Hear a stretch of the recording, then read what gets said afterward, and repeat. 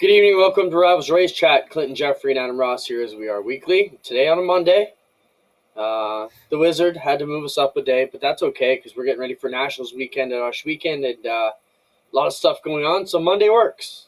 How you doing? Monday works. I don't like that you're bundled up in a hoodie. Not that I like seeing you in like thinner clothing or anything, but let's leave fall till fall. We're still in summer. Yeah, don't gauge by me because I am a walking ice cube. I mean, even summer I have first world problems. I'm complaining about it's too cold with the AC on. So don't go by me. But I am sporting my Buffalo Bills stuff. Today's a big test for us against Aaron Rodgers to find out if the Jets are really going to be the team to beat or if the Bills are actually going to get going. We could have a whole other show on that, but we won't. Carson Nagy and Lane Zardo are going to join us to talk super stocks a little bit as they get into their big quick super stock finale weekend coming up. Been a lot of chat this summer, Adam, about super stocks and the state of the economy with them, and does the tour help or hurt the division, things like that. So we'll discuss some of those items with two of the stars of the division, and two with crazy family lineages here in Ontario as well. They'll also bring us the Burger Barn Bid of the Week. We'll talk about the Northern Sprint Car Nationals and Northern Crate Nationals, which is closing in on 100 cars, Adam. It's amazing. Could you ever think the crates would surpass the 360s? As of right now, it's like 49 to 47 car count. It's crazy. You know what blows me away even further is I don't see it slowing down. Yeah. There's no indication. We have a lot of names from other divisions jumping in more and more. I'm told, like Jared Fitzpatrick took it out 2 weeks ago. I'm told he's going to be back, possibly testing again Thursday. There's been others from the asphalt world that have expressed interest, so we'll see how that goes. Plus, a few guys down in the Niagara Way are still cycling. I think it's going to continue to grow. The East has been amazing. I think it's awesome that with the Action Sprint Tour, that's also happening this weekend as part of the Northern Crate Nationals. We're going to talk about that a bit more in depth. But to have the East guys leading the tour is kind of cool. Coming into the West, it's going to really, wrench things up a little bit. Dylan Westbrook will be here to join us to set up Osh weekend as well. And it will balance out that East-West, but it's pretty cool to see a lot of Eastern names at the top of the list. And now what can the Western stars do to close in on that? Yeah, I don't know whether I'm proud of it or feel bad that we're poaching these guys from other divisions, but like I just saw Andrew Hennessy post looking to sell his trailer. Only reason for selling is he needs something better suited to sprint cars, which is awesome. So we love to see that. And as I mentioned, Dylan Westbrook will join us to talk about what's going on Osh weekend this weekend and all the craziness going on there. Should be fun. Carson Nagy is ready to get on. Let's just jump in. We can start with him. When Lane gets here, we'll jump in with him too. Carson, welcome to the show. Thanks for having me, guys. No, it's always good to have you on. And actually, I want to ask you about your brother. How exciting was it to watch your brother win on Friday night? I mean, I know you want to win every race that you're in, but if you're not gonna, might as well be Hudson. Yeah, I was pumped to see him get that win. I had to give him one at some point this season, so I'd rather get out of the way now. No, he had us covered there on Friday night. He just, it's his third time back in a big car coming from the Legend cars, and he's learning, picking it up quick, and luckily we can work together, bounce ideas. So it was really exciting to see him get that win. Clint, I want to follow up with one here. Why super stocks, Carson? I mean, you guys have spent a lot of time and money in racing. You've raced different things from late models to Legends cars to go-karts. How did you land on super stocks for both of you to run the same class? Honestly, affordability and the amount of fun we had in the super stocks. We can bounce off each other. We're still going fast, like not as fast as a pro late model, but we're still flying. We can rub fenders without costing too much money or damage, and it's just a blast being able to race the way we can with these kind of cars. Carson, would you say it was easier with your brother in a different division, or is it easier for the team when you're both in the same division? It was nice having one car on one day and another one on the other, but it's it's pretty easy having us both going to Delaware Speedway. Our only issue is finding a trailer now. So other than that, it's a lot of fun and pretty straightforward getting both cars to the same track on the same night. No, for sure, Carson. Can you answer some technical questions for us? Maybe. Where where have where have all the super stocks gone? What has happened with rules packages over the last couple of years that it seems like not everyone's bringing their cars out? And I don't want to sound negative because it's great racing, but it seemed like there was a ton of those cars, and they're not all coming out to play. Yeah, I'm not too sure. I think it's just one of those times in our sports where it's pretty hard to get a car out to a racetrack on a regular basis without having some really good supporters and sponsors. So I think it's just one of those times where the car counts are a little bit lower. Kind of just like the Pro Late models 5 years ago. There were 6 of them racing at Flamborough weekly. We're getting 11 to 12 cars on a weekly basis there, or 15 at Delaware. So I think it's just one of those things where the car counts are rising and lowering, and it's just following the flow, right? You know, Carson, what's one of the biggest things needs to happen from your eyes to get things stronger here in Ontario? What's something we could do? It's a tough question. I'm not sure I know how to answer that one. I don't think there's one answer really for that question. I think a big thing is trying to gauge a lot. We got to find some sort of way that we can gauge interest in a lot of new viewers. Going to a racetrack, I meet a lot of people that watch my grandfather, that race with my uncle, my dad, but I don't, I see their kids there, but I don't see too many younger audience people looking to get into racing or that have an interest in it. But we got to find a way to gauge that interest in that age group, I think. So I have an answer for that, Clinton. The way we get people interested is with Carson Nagy and Lane Zardo and Garrett Temersma and some of these young stars that have big smiles on their faces. Some of them have a chip on their shoulder. Some of them have an attitude. Like, that's the fun thing about that clash right now is if you look at all the stars, all the top names, Trevor Culver, Ryan Dyson, throw in whatever names you want. They're all individuals. Like, they all bring something different to the table that I don't see in a lot of divisions. Like, there's a great deal of youth and energy. Like, you and Lane seem to be buddies, Carson. Didn't you crash together earlier this year? Like, why are we friends with someone we crash with? Honestly, for me, I'd rather deal with it off the racetrack and have a laugh about it later on. You know what I mean? I'd rather do that than fighting, arguing, all that stuff. And luckily, we're both younger guys and we have a similar mindset when it comes to that stuff. So luckily for me, we got one more quick race left. I think I got a couple of tabs on my dash for him that race. So see what we can do. Carson, would you say the tour has helped or hurt, the car counts in some of the weekly tracks? I know it's always a discussion that goes on between the promoters and the tours when it comes around. Like, are you helping me or are you hurting me? I'm not too sure. I think Delaware, it's really big. I think, I think we have the strongest car count for a weekly basis. And I think the series has a big help in that. We have 10 races and we need to meet a 60% schedule. And it seems to be working at Delaware with us getting, I think our smallest car count was 14 cars this year so far.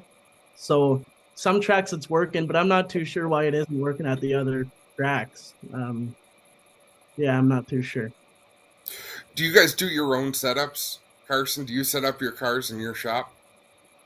Yeah, so we worked with McCall's Racing at the start of the year, getting our car rebuilt, little minor upgrades. But ever since then, we've been maintaining and doing our own fine tweaks here and there for each track or weekly if we need to change any. So we do a lot of that in our shop.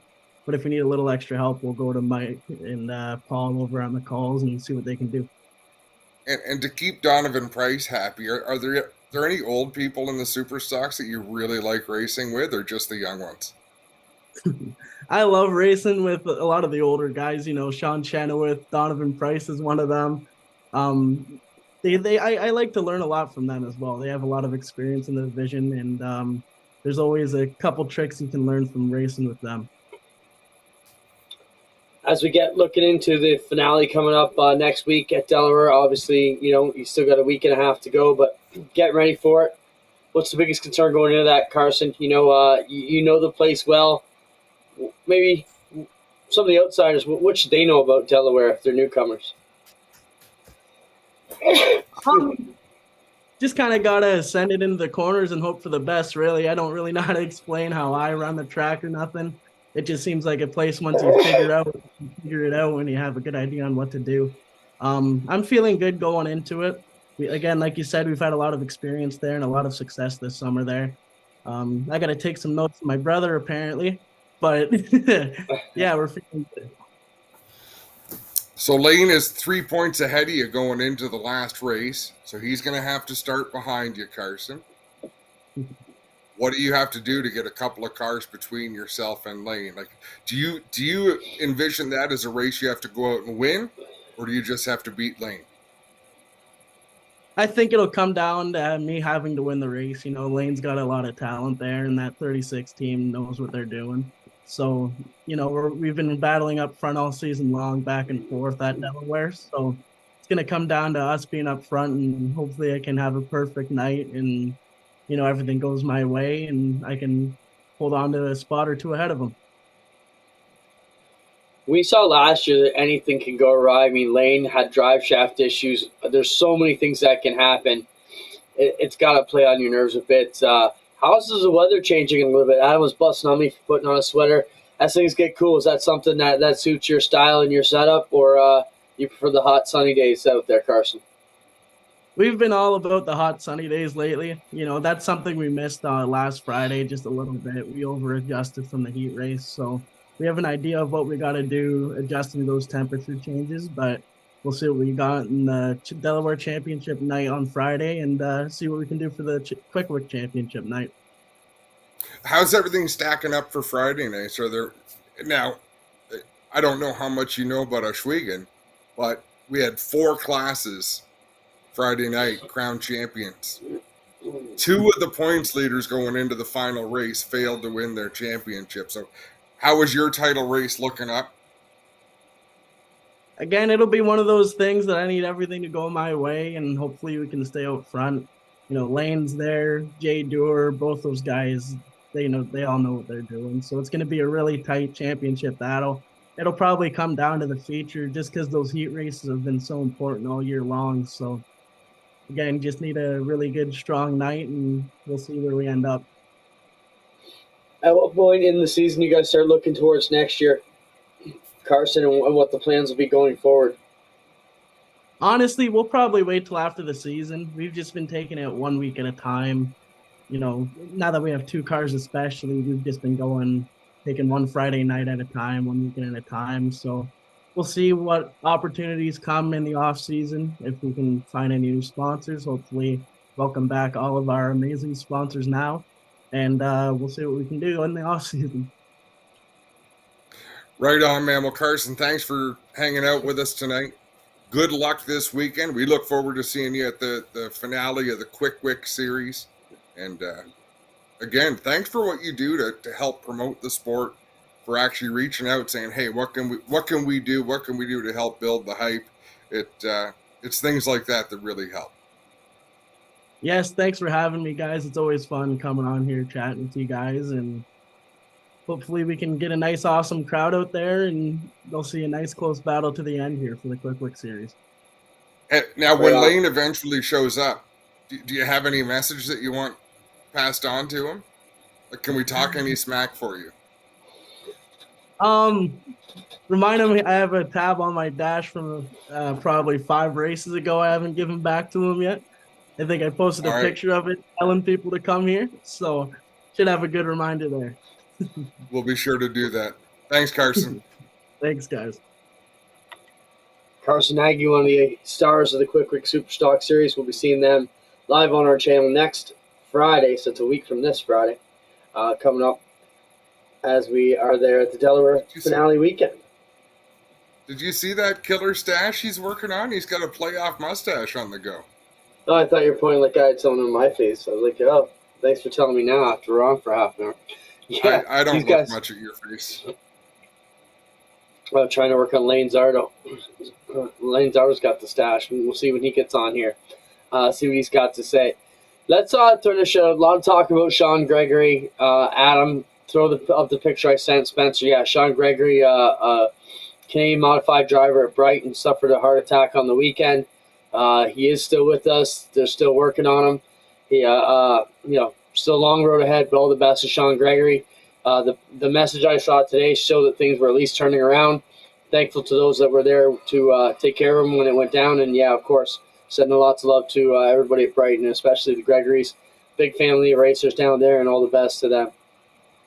It makes it so much more real, you know. You were with them in Victory Lane a week and a half ago. It's crazy. Crazy to see things like this happen, and our thoughts are with them and the families. Awesome that the last time we got to interview him, it was in Victory Lane, though. That's cool. So all the best to Gregory. He's a tough dude, and we're sure he's going to be all right. So, waiting for Lane Zardo. That ties into our Burger Barn Bid of the Week. Let's talk a bit about Friday night at Osh Weekend, Adam. Coming up this weekend, of course, we got the Northern Crate Nationals and the Northern Sprint Car Nationals coming in this weekend. Wow, can you believe the car counts on the crates have been so huge already? It's amazing to see them getting over 50 cars for the Crate Nationals this year, the second annual time we've done it. The 48 car cutoff means that there will be a C main, correct, for both classes? That's a good question for Doug. I believe it is right around there. I know the 48 cars was the 6 heat mark, so that will take us to 6 or more heats at that point. So, it's crazy to think how it's built up. I don't know. I'm excited to see the crates go off. $5,000 to win for the crates on Friday, $250 to start, $10,000 for the 360s on Saturday, $1,000 to start. It's going to be amazing to see these guys go back at it. Track has been the big talk there. Adam, a bit tackier last week. I'm excited to see what Dylan Westbrook's thoughts were. What he thought of the surface there. Liam Martin grabbed the win, but Dylan was still in the battle. He was so. And, I mean, we've got more and more visitors. Scott Kruger coming up. Chuck Hebing coming back again. And to watch those drivers come out and not dominate. You know, Chuck Hebing was one. Again, he'd show up and you knew he was going to be in there mixing it up for the lead. Just based on a base setup. Just based on the fact that, man, he was one of the hot shoes. It was no different than if Brian Howland came up or Steve Poirier came across or so many others. But I just don't know who can come in and stand out. Outside names that are registered so far, outside the Weekend, let's say regular 30, Dave Axton from New York, Max Stambaugh from Ohio, Jeff Cook, Garrett Green was in from Florida, driving for the Nitro 54 team. Sam Haferteep in from Texas this week. Alex Tarian in from Quebec. So the list goes on to Jonathan Preston, Kyle Phillips will be making, Logan Crucifili, Chuck Hebing will be back. Yeah, as you said, Kruger. Pretty wild to see all these names. Jordan Thomas, Jason Barney. So Joe Tranka, a lot of the big names from New York have got on the boat. So I'm quite confident. You know, you always get, if we're listing 48, 49 pre-registered, I think you're going to see 55 to maybe 60.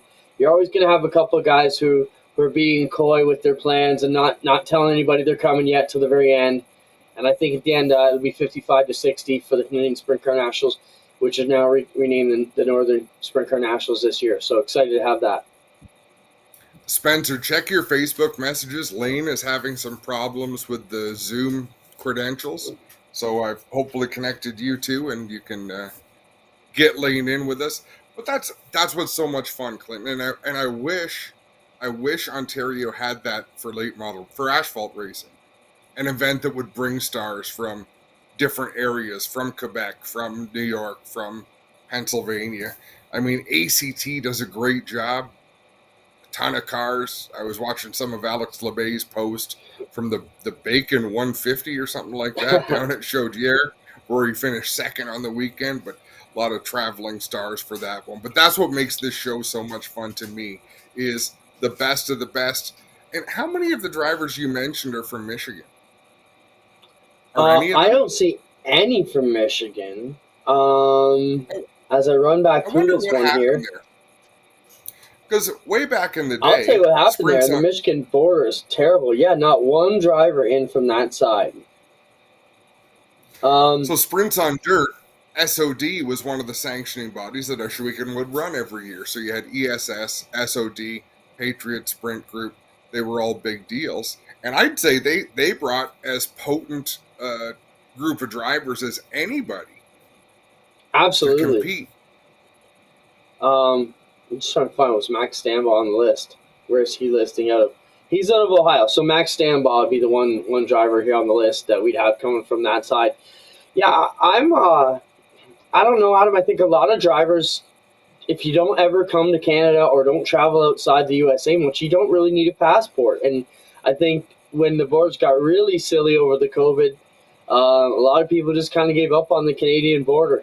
So that's been a big thing we faced. I mean, that's why the Outlaws and High Limit aren't really interested in coming over the border, because a lot of their teams would push back on it and say, why? We're not ready to go. We don't have, passports and all that. So, even look at NASCAR. We're hearing the NASCAR Cup Series is potentially coming to Canada and Montreal next year. So that's been the rumor out there. They have put all their teams on notice. Get ready to get your passport because you're going to need it. And they've given them a year and a half to get that together. So I thought that announcement was supposed to come in like the 1st of August or something. when you look on your face, maybe think, did I drop a bomb that I wasn't supposed to? But I'm pretty sure that's the rumor we've all been hearing. It was going to be Montreal, right? It got hot and heavy, and then it sort of peters into the distance, and I'm sure it'll come back again. I wish people could all see this view of Lane Zardo. This is like a bird's some sort of POV. If you were Lane Zardo's dog and he was walking you, this is the view that you would have. Put it up, Spencer. Lane is getting set up for his interview here with us and strutting around the house to shop. Maybe I don't he's even chasing want to the say ball where right I'm now. at. What is that? I'm trying to find a charger. Oh, it's my. Oh man. Can you hear me? Oh yeah. Good to see you, man. This is Zach, fun. This is actually, like scavenger hunt. Wait, where are we? There you guys are, right there. Nice. Yeah, no, Nice. I had a little bit of technical issues. I had to download it on my phone. Now I'm trying to plug my phone in so it don't die. I had to buy headphones. Like, oh my God, I am so unorganized. These are first world problems, man. That's right. Very first world problems. Another first world problem. We got my brother back here. He's trying to clean up the car right now to he caught on fire a little bit. What? Okay, so hold that thought right there. Fire? Hold that thought right there, because that is our Burger Barn video of the week, Adam. So you can tee it up lame, but that's Burger Barn video of the week we're waiting to show. Oh, damn. We can actually interview my brother about it if you guys want to, but I'll hold off to talk about it. It was pretty wild. All right, show it, Spencer. We're going to show that. So this we're is riding on board.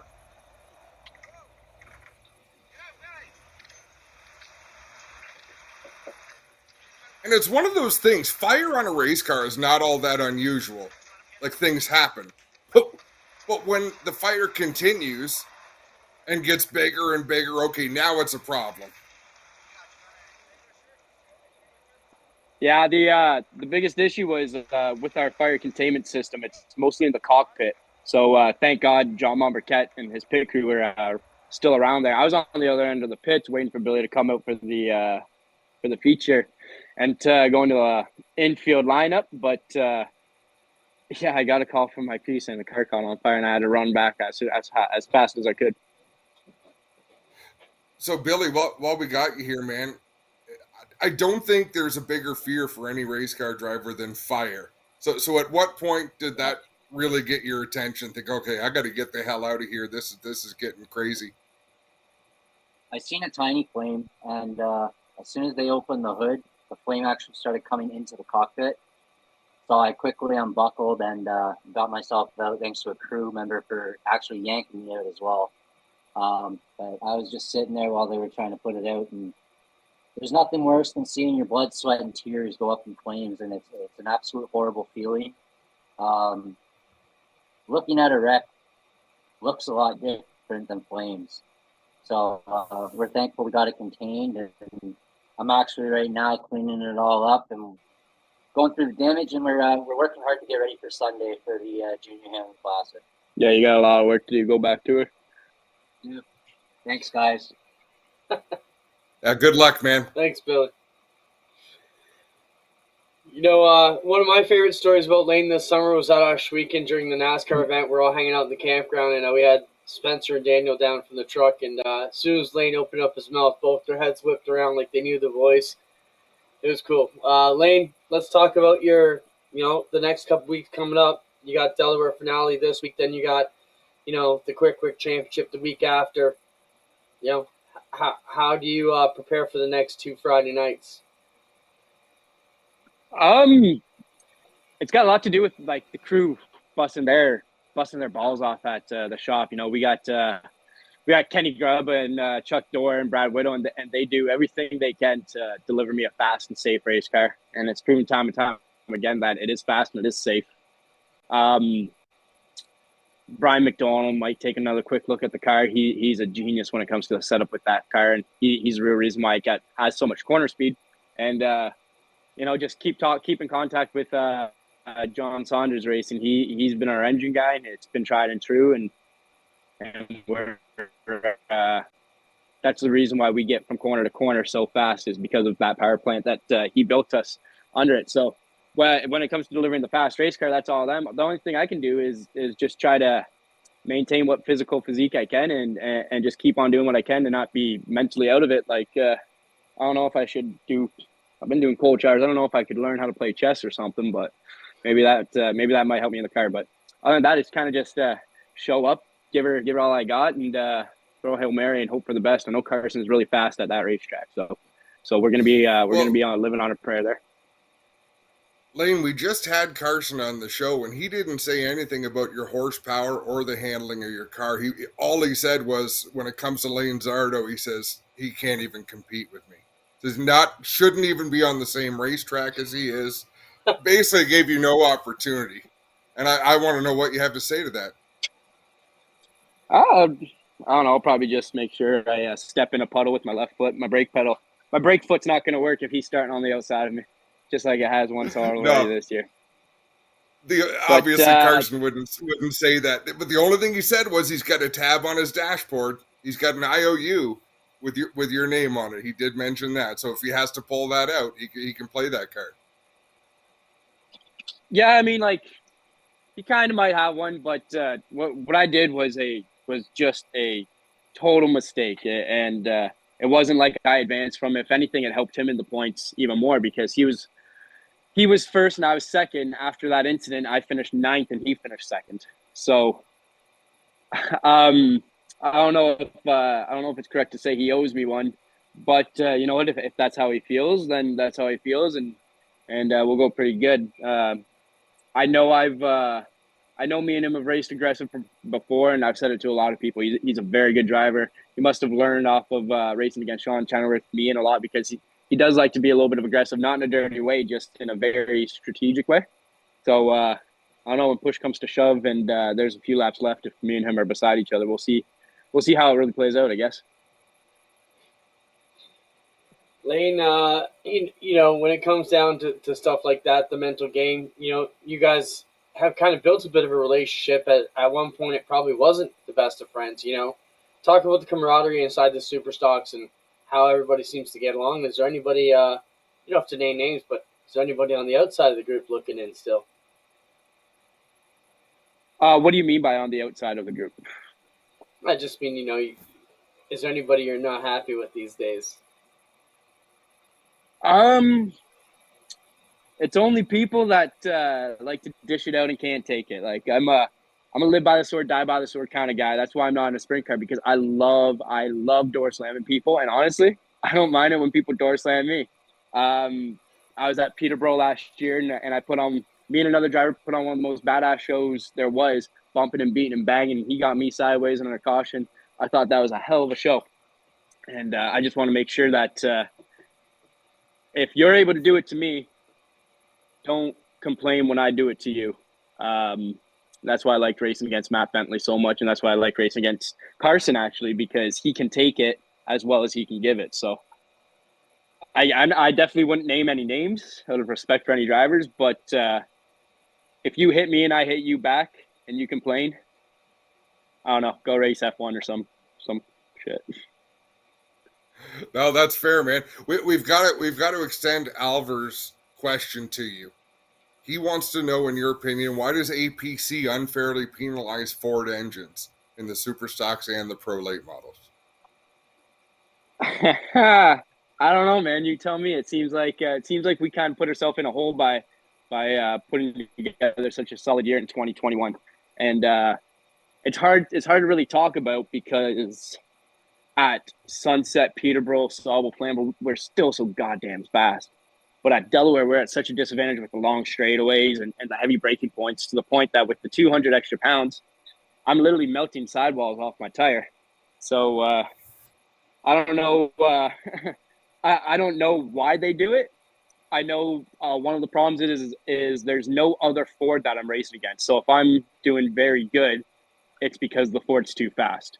And if I am not doing that good, it's because we don't work as hard as the other teams, which is kind of bullshit. So I'll do me a favor, man. You forward that message to Alex Nagy or Dale Timmermans. You forward it to the tech guy and ask him that, and then they can let us all know. Fair enough.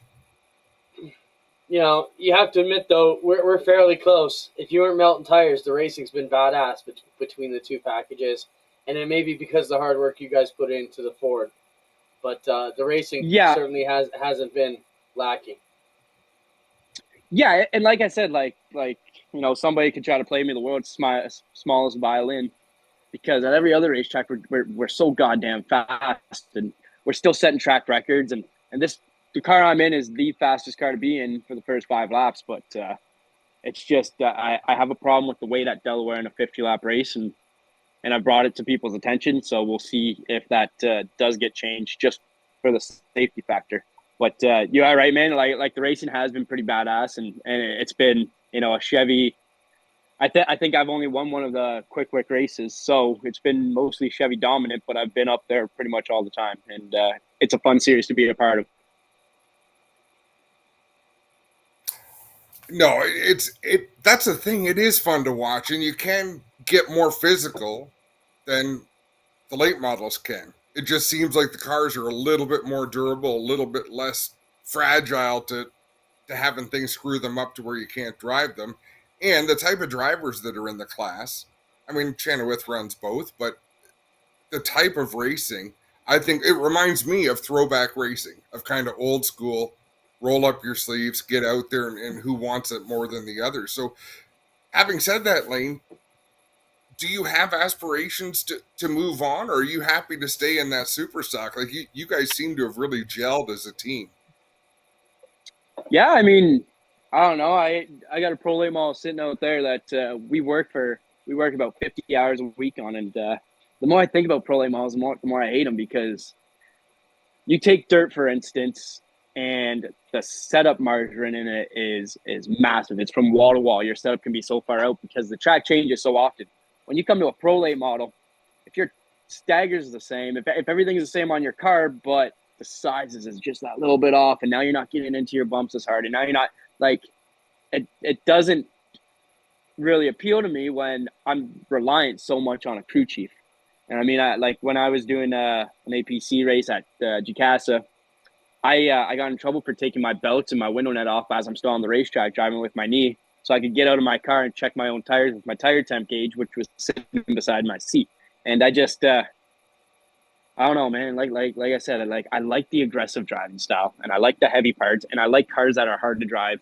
I don't find it fun to drive a car that's easy to drive when you have when you're so reliant on a crew chief. I like hopping in a car and kind of seeing what you can do with crappy brakes and over 3,000 pounds and whatnot.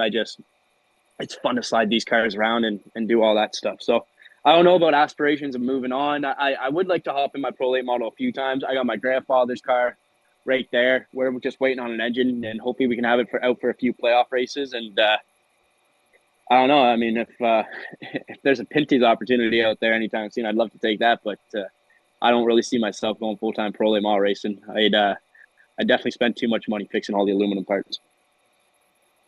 Right on. We appreciate it, Lane. We'll follow your championship chases in the coming weeks, and we appreciate the personality you always bring to the channel here. Yeah, I did shave in my mustache just for you guys today. Just You're looking manicured. That's fabulous. Yeah. Well, I appreciate you guys having me on. Adam and Geoffrey, you guys always make talking to you guys so much fun. You guys always bring so much to the sport, and I look forward to hopefully talking to you guys on here again, and if not, having a few beers with you guys after the races one night. Right on, man. Thanks, Lane. Cheers. Kind words.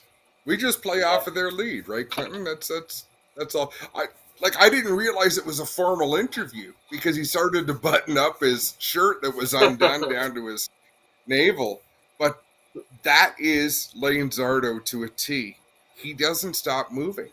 We did some studio stuff at the start of last year, and that's when I first noticed it. We sat him in a chair to do an interview, and he doesn't sit. He doesn't sit still. He's always moving, just like it's wild, but that's him. I love it.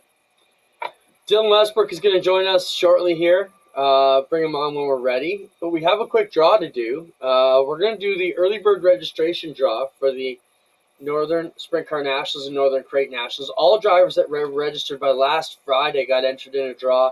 First prize is a new right rear tire from Hoosier. Second prize is $250 cash.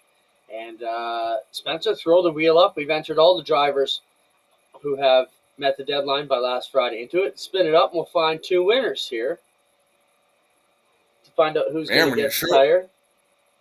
When you show it like that, that is a lot of drivers. Yeah, well, nearly 100.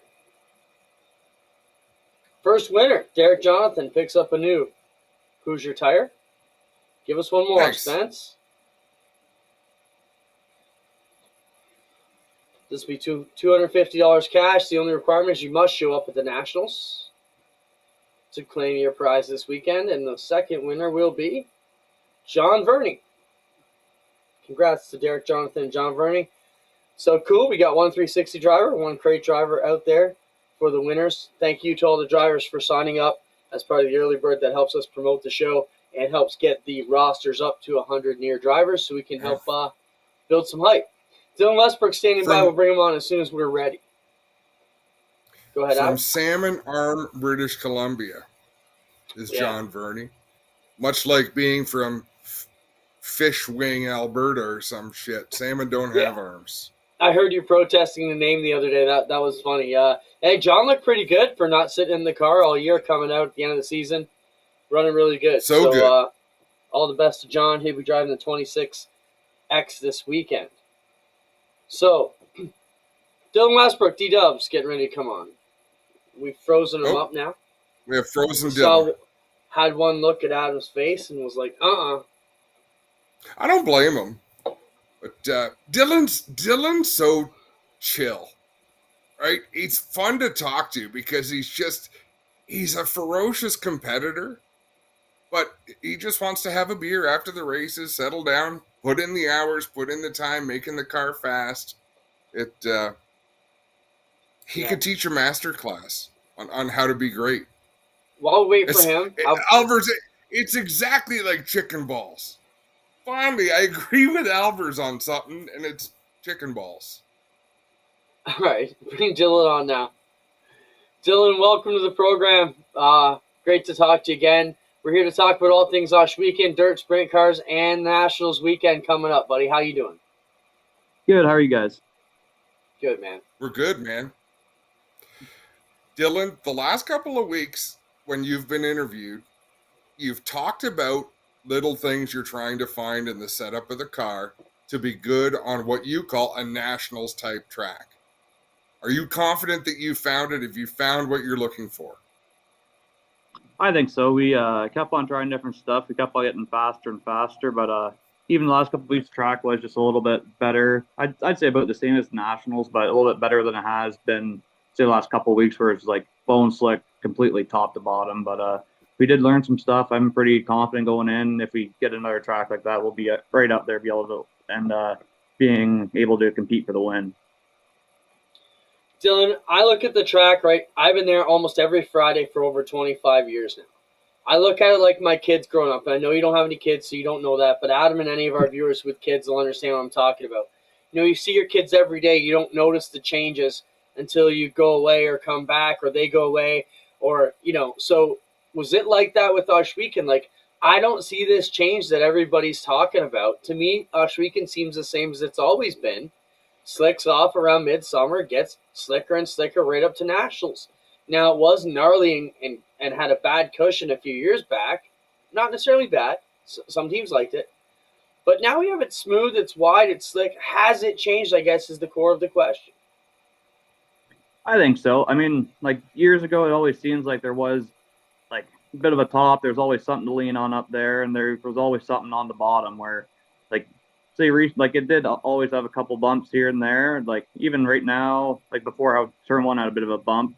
Like it wasn't like out of the blue. Like you kind of always had that, and then it smoothed out and just. But like kind of lately, last like couple weeks ago, where it was like completely slick top to bottom, like. At nationals, they would almost get like that, but you still kind of had something where kind of this year is just different, just completely like nothing right from the bottom, right from the top. You could have guys like roll in the middle where kind of before it seemed like you almost had to be right on the bottom or on the top. And Dylan, I don't want this to sound negative, but it kind of is. You know, I think you're an amazing race car driver. What happened 2 Fridays ago at the top of the track? Like, is it something about the track that spit you off the top of it? Nobody could have saved that car once you're off the banking. But what happened up there? I think I just messed up. Just on the edge, like the top, when it's like that, you really have like I was like an inch. If you go over that, you're going off the track type of deal. And I just hit it good for I don't even know what lap that happened, but up until then was hitting it perfect and just got off a tiny little bit. Then yeah, just kind of getting the marbles and it just keeps on sliding. But kind of sucks. That was kind of my mess up. But yeah, got it all back together. At least salvaged a couple points. The crew did a real good job back in the pits getting it back together. At least to salvage a finish. You know what? That was a championship move. What goes through your mind on the pace lap when you're about to start? The wing looks like a crumpled up piece of tinfoil. You know you don't have a nose wing. You have no idea what's been repaired on the back end of that car to make it roll straight. How hard is it to stand on the throttle? Yeah, it's definitely nerve-wracking going into the first corner. I mean, you gotta really trust your crew's judgment then going out there knowing, all right, they left the stuff on that they didn't send you back out with anything completely falling off or that's gonna like make you flip even worse or something. But yeah, the first corner is always a little nerve-wracking, but kind of just got to go in and hope for the best. And like even then, I went in the first quarter. It seemed like the right rear was dragging on the ground. My left front seemed like it was in the air more than it was on the ground after that. But I mean, better than finishing 24th or whatever. I think we were 17th or something that night. So it was worth it. No, for sure. And I want our fans to realize, sorry, Clinton, show that again, Spencer. For those who don't know, Dylan was leading the feature. That crash we just showed, during that yellow flag, his crew fixed that car and got him back onto the racetrack before the restart. So red flag comes out. It takes a while to get the car pulled back to the pits. They pull the red, but they couldn't have had more than 4 minutes to work on that race car that's tumbling off of turn 4. And they got it back in running condition to where he could make that restart and not lose a single lap. I think eventually you went a lap down, but right at the very end, like you still had better speed than some of the cars on the track. And I hope our fans appreciate the kind of effort that requires and the kind of balls it requires to go out there and actually drive that thing after that. So my hat's off, Clinton. Sorry about that. I kind of had 3 in a row there. No sweat. Dylan, what things are you guys doing differently, if any, to get ready for this weekend? Friday's format is tough. There's no B mains. There are guaranteed spots and $1,000 on the line for the 2 twin races, but no B mains. It's kind of tough for you guys. You need a good draw. You need good people in your heats, or you can be sitting on the sidelines Friday, and then Saturday it's a full format with time trials, 10-lap heat races, pole dash. If you're having a good night, you still have a lot of work to do.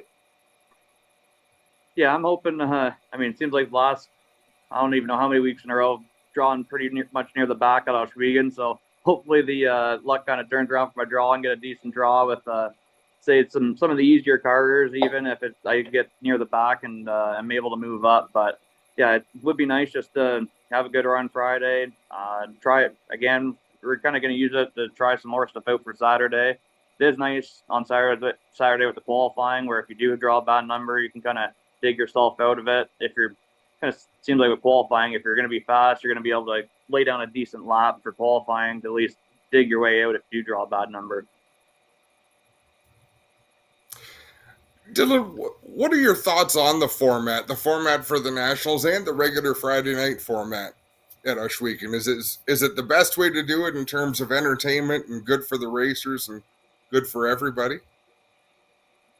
I'm big on qualifying. I just like it. Seems like it's the most fair type of way where you don't have a guy drawing just last in the heat. Say you're in a stacked heat, and then you can only move up, say, a spot or two, and you're near the back. But Oshwegan, it's also good for that, where you can move around a lot in the feature. It's pretty wide. There's normally 2 grooves. So if you do start near the back, like I did last Friday, I think it's 13th, you can actually move around and get up. But I'm big on the qualifying, but yeah, that's just kind of my opinion. How does 35 laps in the feature for 10 grand change your outlook also? Doesn't really change a whole lot. Depending on how the track is, if you're on the top like that, you still have to be or on the bottom, hitting your mark every time. If you can kind of take your time a little bit with the lap cars, I guess, but it's pretty much the same. You're just doing it for 10 more laps more.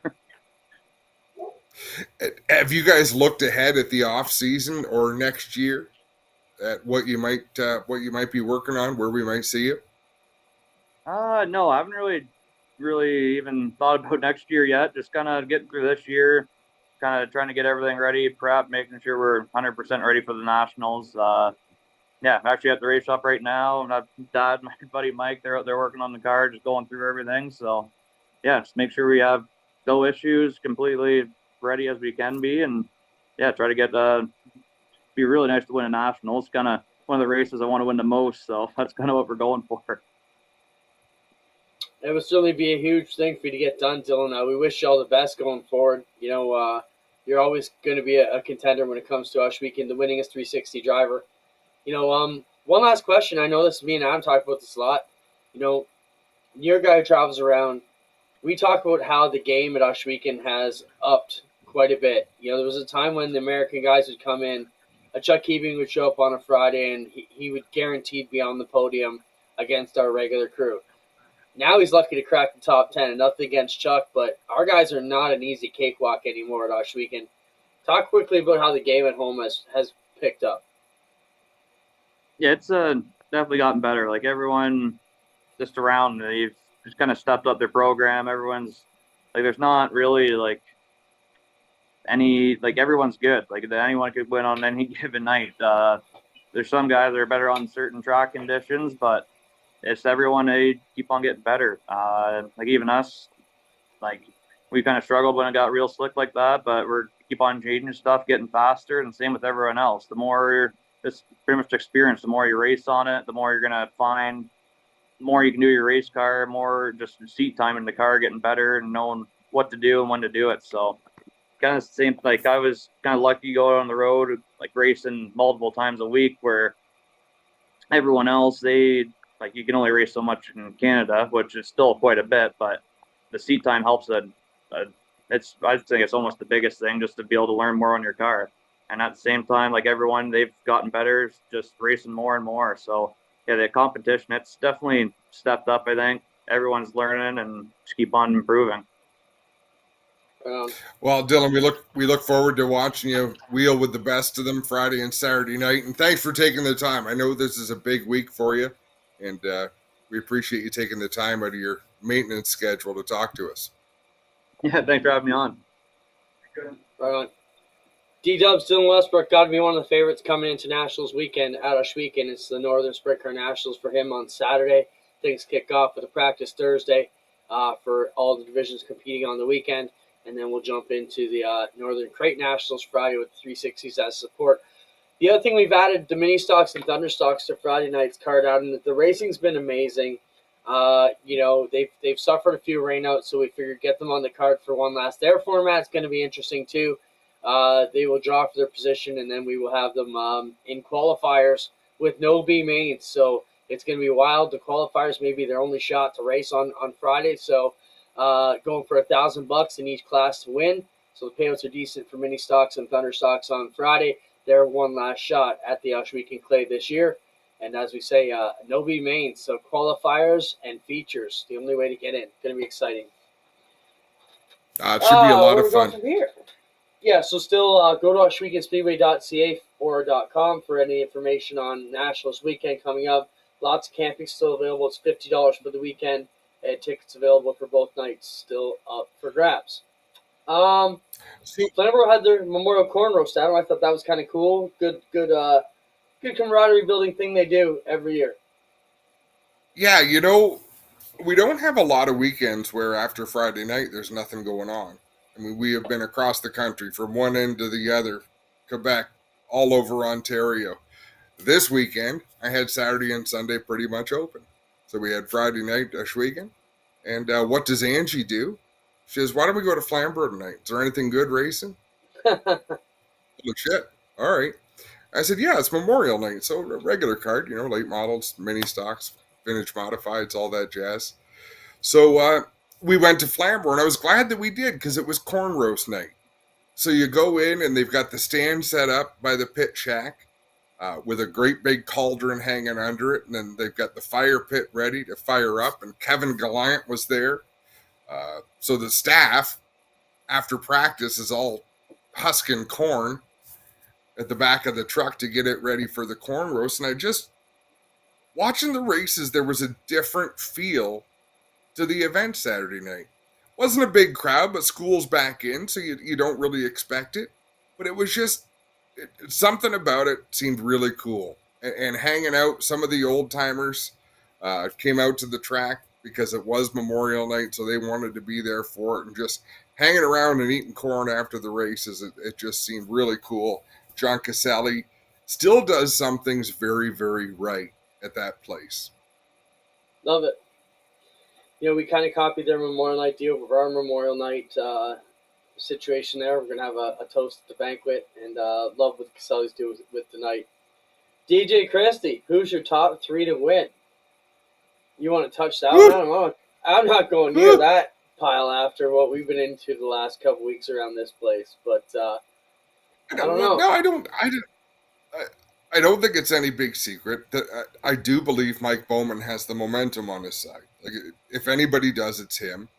I was quite shocked in his Victory Lane interview when he thanked Guy Forbrook. So he's reaching out to people who know what the hell's going on in the sprint car world. So I think he is one that people will need to contend with, but I think he's got an enormous target on his back. And I think drivers like DJ Christie, Liam Martin, Dylan Westbrook, we got a few drivers that are just ripe to go out there and get some. Ryan Turner, I still think Corey Turner has something to show this year. That I was looking at lap times, Clint. because from the two Pinty's nights, because we've gone through quite a bit of turmoil the last couple of weeks in the sprint car world, and I put a lot of thought into it, and I was going through lap times, and it was remarkable for me to notice that Mike Bowman did not have the fastest lap time, more than half the laps in both of those feature races that Monday and Wednesday. But what also blew my mind was Corey Turner's lap times. Corey Turner never turned a great lap on the night that he was in the podium. Like, that guy is wheeling the hell out of that race car. Looking at his times lap after lap tells me here is a driver who is getting a shit ton out of that race car. And I think if there's something that needs to click on that, if they click, he could go out there and turn some heads this weekend. You know, when I look down the list, you mentioned a lot of the hometown guys. I'll pick some of the guys outside that I think could maybe get it done. Jordan Poirier, I mean, he had 2 massive seasons on the Knights of Thunder Tour. It'll be interesting to see what he could do out there. I also think guys like Jordan Thomas has shown some brilliance at Oshweekend in the past. I just had one right there I was looking at. Max Stambaugh. Farnham has shown some great speed lately. He was quick at the end of the one when Kruger won a couple years ago. He was coming on strong at the end. So I think some of those guys may have a shot at it too. So excited to see it all come together. Excited to see a lot of the U.S. guys come back. And, still working on that. I'm pumped to see the Thunder Stocks and Mini Stocks get another shot. I know time might be a bit tight on that, but Doug and I will keep things hustling along as usual. And, wow, could we be any more proud of the crate and the crate nationals coming together? 50 cars strong. I think we may even see 1 or 2 more of them and step up. And, these type of events, Adam, in my opinion, are what build the crates. A lot of teams are down in the East, sitting on that fence. And when we built this schedule this year, events like this one, events like them, part of the NASCAR event and getting shown on TSN, were a big part of the sales pitch to all the other teams in the East. We're on that fence to say, hey, if you get in, you'll be rewarded with events like this and coverage like this and payouts like this. So hopefully a lot of them are taking notice of what's going on down there and seeing why they could be a part of it. I mean, another name that I got talking to on the weekend was Tyler Willard. I saw Kevin Nappo at Maryville on Saturday because I, too, went to a racetrack on my day off, and we both go to our old stomping grounds. And Knapp said they destroyed it in that wreck with Johnny Miller when the throttle stuck, he said, but they're trying to get that car back together. So I think there's a lot of stories like that out there who aren't ready to put their name on the page and say, yeah, I'm going to be there, but are thrashing to make it happen. And, we couldn't be more proud of the way that's grown, and it's helped the 360s well. And, wow, sprint cars are strong. It's going to show off this weekend quite well.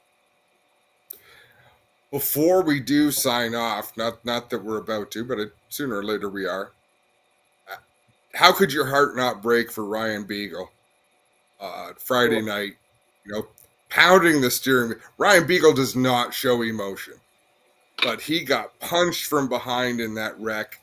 And I'm going to read his post. Him standing in victory lane. Ryan says, bounced back Saturday night and picked up the win in the 40-lap duel on the dirt race at Merrittville. It's funny how racing works out sometimes. Guess that's why I keep coming back. Thanks to Steve Ruddy for the photo. Like right down to the thank you to Steve Ruddy for the photo. That's so Ryan Beagle. And that's him. Like, that's not him with arms in the air, jumping up and down on the roof, just a satisfied grin.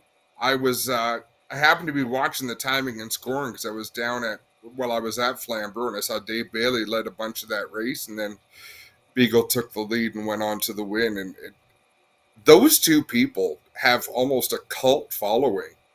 Like, they're pretty big name drivers for street stock racers. The race was unbelievable. Unbelievable. The Thunderstock race there Saturday night. Like Justin Ramsey and those guys and Fawcett, and they're all under a blanket going at it. It was amazing.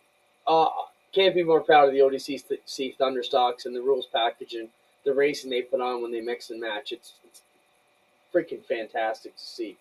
So, yeah, it was awesome to see that come together. I felt like an ass because a lot of times drivers will unbuckle and get out of their car.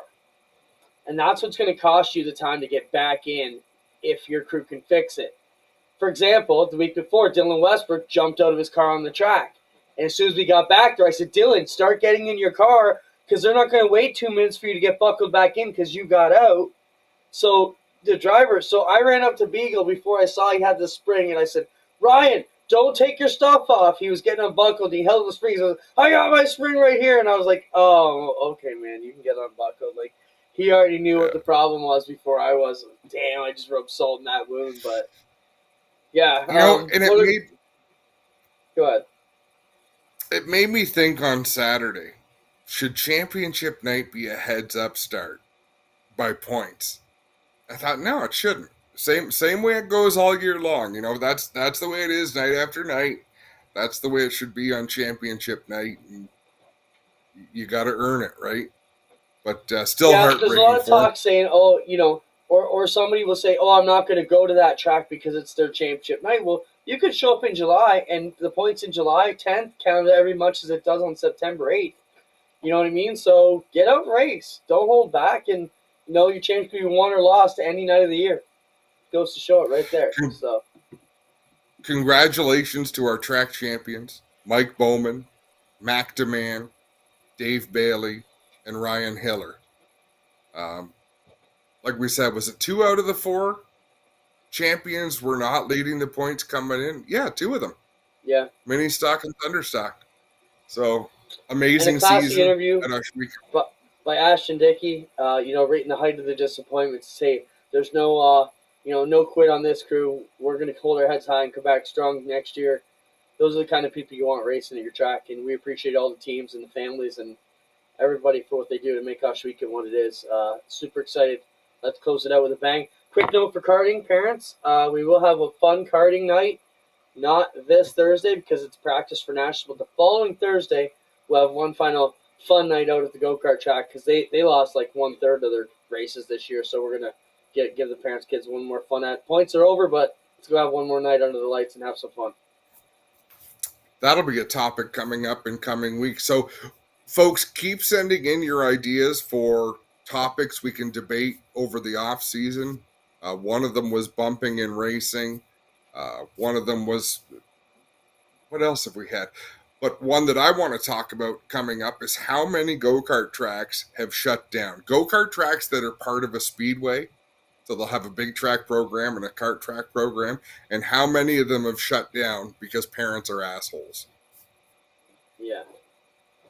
Not us, we're booming right now. Love it. Love our micro sprint program on Thursdays. It's been awesome. Adam, in closing, just want to let you know I'm paying off my whole banana debt. I owe you 37.5 bananas. I'm going to eat them all this week. Okay? Friday night on the air, 37.5 bananas. I'm paying off my debt. I cannot have you jaw-jacking me all winter long about reneging on the bet. Okay? I'll believe it when I see it, but right. I admire your I don't know what it is. Your bullshit. I'll have them all lined up in Victory Lane, and every time we go there, we'll pump a bunch of them off, all right? So I'm gagging on bananas. Oh, boy. Exactly what you wanted. Omaha. Night, everybody. Northern Sprint Car Nationals weekend. Osh Weekend. We'll see you there.